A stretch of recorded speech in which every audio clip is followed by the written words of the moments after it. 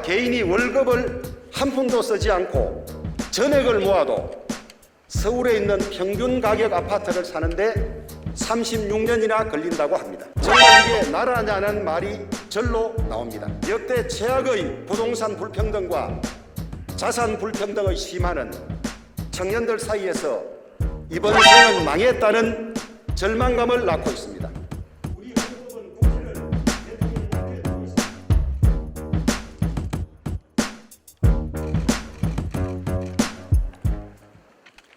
치솟을대로 치솟은 부동산 가격으로 우리 국민들의 절망이 깊어져 가고 있습니다. 25번의 부동산 대책에도 불구하고 문재인 정부 4년의 부동산 가격 상승폭은 지난 새 정부 14년을 합친 것보다 훨씬 더 큽니다. 경실련의 서울 아파트 정권별 시세 분석 결과에 따르면 지난 18년간 서울 아파트 값은 3억 1천만 원에서 11억 9천만 원으로 3.8배 올랐습니다. 그런데 가격 상승분 8억 8천만 원 중 문재인 정부 때 오른 액수가 무려 5억 3천만 원입니다. 문재인 정부 4년 동안 서울 아파트 값이 무려 82%나 올랐습니다. 그 결과 개인이 월급을 한 푼도 쓰지 않고 전액을 모아도 서울에 있는 평균 가격 아파트를 사는데 36년이나 걸린다고 합니다. 월급의 30%를 저축하면 118년이나 걸립니다. 정말 이게 나라냐는 말이 절로 나옵니다. 문재인 정권은 집값을 천정부지로 올려놓고는 국민들에게는 전월세, 임대주택에 살라고 합니다. 이 정권은 우리 국민의힘의 문제 지적과 입법 보완 요구를 무시하고 임대차 3법을 일방적으로 통과시켜서 전세가를 폭등시키고 전세 난민을 양산했습니다. 임차인을 위한다는 임대차 3법이 임차인을 보호하기는커녕 혼란과 고통만을 야기했습니다. 도대체 국민들은 어떻게 하라는 말입니까? 역대 최악의 부동산 불평등과 자산 불평등의 심화는 청년들 사이에서 이번 생은 망했다는 절망감을 낳고 있습니다. 청년들은 지금 너나 없이 빚을 내서 영혼까지 끌어모아서 주택 패닉바잉에 나서거나 주식시장에 뛰어들고 있습니다.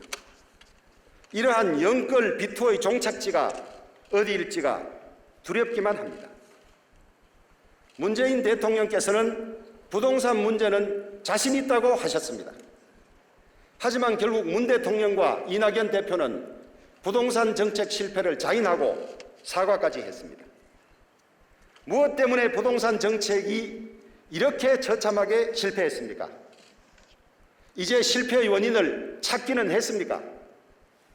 가장 근본적인 원인은 문재인 정권 부동산 정책의 기본 철학과 기조가 잘못되었기 때문입니다. 이 정권의 부동산 정책은 시장의 작동 원리를 무시하고 국민의 기본권인 재산권과 거주 이전의 자유를 침해했습니다. 주거 안정, 내 집 마련에 대한 국민들의 자연스럽고 보편적인 욕구를 무시했습니다. 가격은 수요와 공급에 의해서 결정된다는 가장 기본적인 시장 경제 원리를 무시했습니다. 주택 공급을 강하게 막은 가운데 수요를 억제하기 위해 국민들을 사상 유례 없는 규제 감옥 속에 가두었습니다. 국민 10명 중 7명이나 규제 지역에 살게 됐고 집을 사려면 구청 직원에게 허가를 받고 자금 조달 계획서까지 제출하게 했습니다. 심지어는 이를 소급 적용해서 이미 나름의 자금 조달 계획으로 집을 사려던 사람들까지 계약을 지키지 못하여 내 집 마련을 포기하도록 했습니다. 이것이 국민의 재산권에 대한 침해가 아니면 무엇입니까? 거주 이전의 자유에 대한 제약이 아니면 무엇입니까? 그 다음으로 큰 원인은 주무장관을 잘못 뽑은 것입니다. 전임 국토부 장관은 부동산 정책에 대해서 어떤 경험도 전문성도 없는 분이었습니다. 그런 분이 거대한 부동산 시장의 작동 원리를 무시한 채 국민들의 보편적 욕구에 반하고 거래 현실에 반하는 정책을 무리하게 밀어붙였습니다. 시장과 국민을 이겨보겠다고 오기로 잘못된 정책을 남발하다가 부동산 시장 전체를 혼란에 빠뜨리고 국민들의 주거 민생을 완전히 파탄시켰습니다. 신임 국토부 장관은 공급을 늘린다고 했지만은 평소 소신과 다른 발언이어서 믿기가 어렵고 불과 1년밖에 남지 않은 정권이 공급을 늘린다고 한들 얼마나 효과가 있겠습니까? 현재의 부동산 대란은 서울 지역의 경우 고 박원순 서울시장 시절 재건축 재개발을 강하게 막아 신규 주택의 수급 불균형을 초래했기 때문입니다. 지난 10년간 400여 곳의 정비 사업이 폐지되어서 약 25만 호에 달하는 주택 공급이 되지 못했습니다. 그래서 우리 국민의힘은 계속 공급 확대를 주장했지만 정부 여당은 우리 말을 듣지 않다가 뒤늦게 이제 와서야 공급을 확대하겠다고 합니다. 주요 부동산 정책이 시행이 되고 효과가 나타나려면 4, 5년 이상이 소요되는데 늦어도 너무 늦었습니다. 국민의힘은 문재인 정권이 초래한 역대 최악의 부동산 문제를 해결하기 위해서 다음과 같은 대책을 마련하겠습니다. 첫째, 부동산 대란의 진원지인 서울에서는 각종 규제로 인해서 멈춰있던 재건축 재개발 사업을 활성화하고 기존 도심을 고밀도 고층화 개발하겠습니다.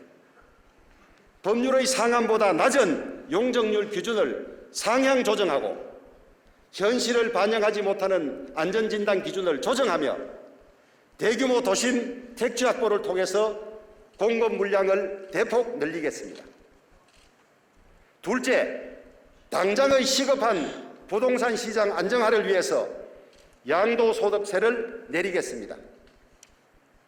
또한 1가구 1주택자 등 주택 실수요자 세부담을 완화하고 생애 첫 주택 구입자에 대한 취등록세를 인하하겠습니다.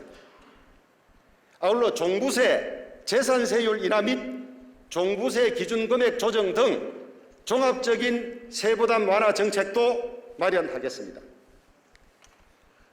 셋째, 이처럼 부동산 가격이 폭등한 마당에 정부의 공시가격 현실화 방침으로 올해부터 엄청난 세금 폭탄이 예상됩니다.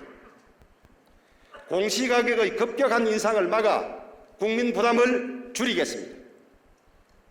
공시가격 상승은 부동산 관련 세금은 물론 건강보험료 등 복지 분야를 포함한 60여 개 항목에서 국민의 부담을 증가시키게 됩니다.